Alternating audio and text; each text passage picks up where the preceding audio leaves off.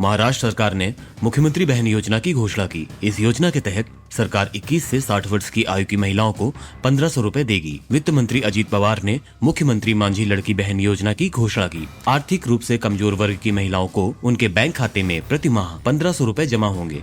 ये लाभ विवाहित, विधवा, तलाकशुदा, परित्यक्ता और निराश्रित महिलाओं को तो मिलेगा ही, साथ ही जिनके परिवार की संयुक्त वार्षिक आय 2,50,000 रुपए से कम है, उन्हें भी 1500 रुपए दिए जाएंगे। कृषि मंत्रालय ने एग्रीकल्चर इंफ्रास्ट्रक्चर फंड AIF में बड़ा बदलाव किया है। ब्याज अनुदान के बढ़ते दावों के बीच ऐसे मामलों को निपटने के लिए एक वेब पोर्टल की शुरुआत की है। इसके साथ ही भारतीय किसानों की सफलता की कहानी को लोगों तक पहुंचाने के लिए कृषि कथा ब्लॉग साइट को भी लॉन्च किया गया है। मंत्रालय के मुताबिक अब तक देश में 67,871 प्रोजेक्ट के लिए 43,000 करोड़ रुपए की रकम मंजूरी की गई है। नए लॉन्च किए गए पोर्टल से अनुदान दावों का निपटान एक दिन के भीतर होने की उम्मीद जताई जा रही है। पहले मैनुअल तरीके से महीनों लगते थे।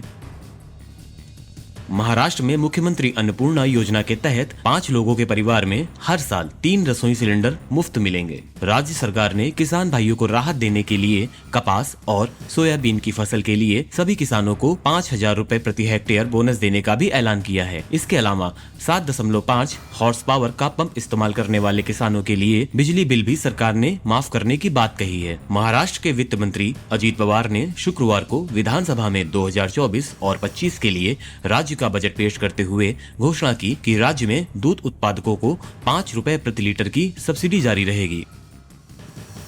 किसानों को परेशानियों से राहत दिलाने के लिए CSIR केंद्रीय यांत्रिक इंजीनियरिंग अनुसंधान संस्थान ने सीमांत और छोटे किसानों की जरूरतों को पूरा करने के लिए कम हॉर्स पावर रेंज का एक कॉम्पैक्ट, किफायती और आसानी से चलने योग्य ट्रैक्टर तैयार किया है। CSIR CMERI बड़े पैमाने पर ट्रैक्टर बनाने के लिए स्थानीय कंपनियों को इसका लाइसेंस देने पर भी चर्चा कर रहा है, ताकि इसका लाभ स्थानीय किसानों तक पहुंच सके। ट्रैक्टर को 9 HP डीजल इंजन के साथ तैयार किया गया है, जिसमें 8 फॉरवर्ड और 2 रिवर्स स्पीड 540 RPM पर 6 स्प्रिंग के साथ PTO हैं। ट्रैक्टर का कुल वजन लगभग 450 किलोग्राम है। उत्तर प्रदेश में मानसून की बरसात तेज हो रही है।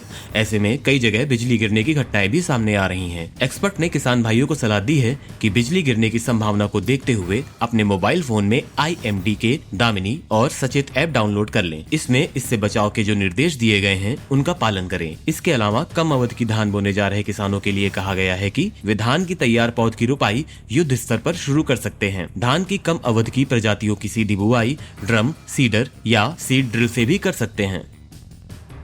दिल्ली और उत्तर प्रदेश के आसपास मानसून की बरसात शुरू हो गई है। दक्षिण पश्चिम मानसून राजस्थान, हरियाणा के कुछ हिस्सों, पूरी दिल्ली, पश्चिमी उत्तर प्रदेश के कुछ और हिस्सों, मध्य प्रदेश, छत्तीसगढ़, पश्चिम बंगाल, झारखंड, बिहार के बचे हुए हिस्सों और पूर्वी उत्तर प्रदेश के कुछ और हिस्सों में आगे बढ़ गया है। मौसम वैज्ञानिकों के मुताबिक मानसून की उत्तरी सीमा जैसलमेर, चूर, भिवानी, दिल्ली, अलीगढ़, कानपुर, गाजीपुर, गोंडा, मुरादाबाद, देहरादून, ऊना, पठानकोट, जम्मू से होकर गुजरती है। अगले 2-3 दिनों में पश्चिमी राजस्थान के कुछ और हिस्सों, हरियाणा के बचे हुए हिस्सों, पूरे चंडीगढ़ और पंजाब, उत्तराखंड, हिमाचल प्रदेश और जम्मू के बचे हुए हिस्सों में दक्षिण पश्चिम मानसून के आगे बढ़ने के लिए परिस्थितियां अनुकूल हो सकती हैं।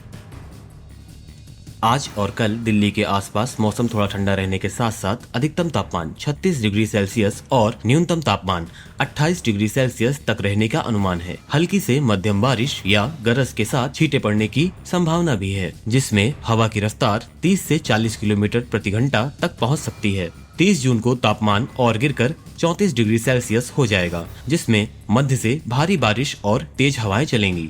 1 और 2 जुलाई के लिए मौसम विभाग ने मध्यम बारिश के साथ गरज के साथ छींटे पड़ने का अनुमान लगाया है, जिसमें तापमान 34 डिग्री सेल्सियस के अधिकतम और 27 डिग्री सेल्सियस के न्यूनतम तापमान पर स्थिर रहेगा।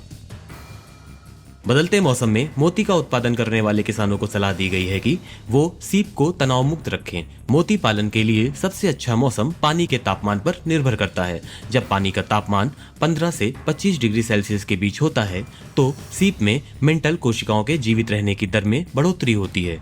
इससे जल्दी से मोती की थैली का निर्माण होता है। इस बात का हमेशा ध्यान रखें कि सीप पानी में हमेशा रहे और उससे जुड़े ऑपरेशन के सभी उपकरण स्टरलाइज हों। सीप के दोनों खोल को 1 सेंटीमीटर से अधिक नहीं खोला जाना चाहिए, इससे मांसपेशियों में तनाव होता है। साथ ही पानी की गुणवत्ता की समय समय पर जांच करते रहें। सीप के लार्वा मछली के गलफड़ों से जुड़ते और बढ़ते हैं, इसलिए मछली के साथ सीप का पालन करना चाहिए। नियमित अंतराल पर तालाब में चूना डालें, ये सीप को बढ़ने में मदद करता है। रासायनिक खाद और कीटनाशक के इस्तेमाल से होने वाले नुकसानों को देखते हुए कृषि एक्सपर्ट खेती में जीवामृत को कारगर मान रहे हैं। जीवामृत की मदद से जमीन को पोषक तत्व मिलते हैं और ये एक बेहतर खाद के तौर पर काम करती है। इसकी वजह से मिट्टी में सूक्ष्म जीवों की गतिविधि बढ़ जाती है। इसके अलावा जीवामृत की मदद से पेड़ों और पौधों को कवक और जीवाणु से उत्पन्न रोग होने से भी बचाया जा सकता है। ऐसे में किसान आसानी से बेसन और गोबर से घर पर जीवामृत बना सकते हैं। जीवामृत बनाने के लिए एक ड्रम में 200 लीटर पानी डालें और उसमें 10 किलो ताजा गाय का गोबर, 10 लीटर गाय का मूत्र, 1 किलो बेसन, पुराना गुड़ और 1 किलो मिट्टी को मिला दें। ये सब चीजें मिलाने के बाद इस मिश्रण को 48 घंटे के लिए छाया में रख दें। 2 से 4 दिन बाद यह मिश्रण इस्तेमाल के लिए तैयार हो जाएगा।